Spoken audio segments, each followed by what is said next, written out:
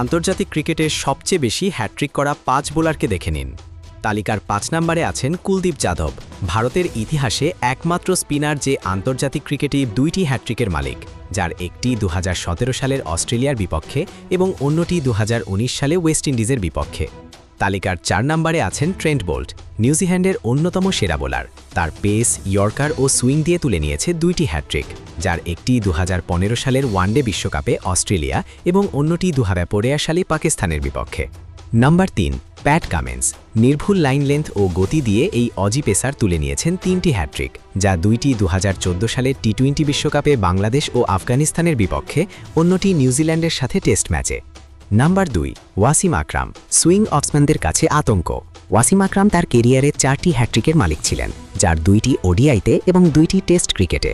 তালিকার ১ নম্বরে আছেন লাসিথ মালিঙ্গা, ক্রিকেট ইতিহাসে একমাত্র বোলার যে কিনা 4 বলে 4 উইকেট নিয়েছে, তাও আবার বিশ্বকাপের মঞ্চে। মালিঙ্গার ঝুলিতে 5টি হ্যাট্রিক রয়েছে, যার 3টি ওডিআইতে এবং 2টি টি-20তে।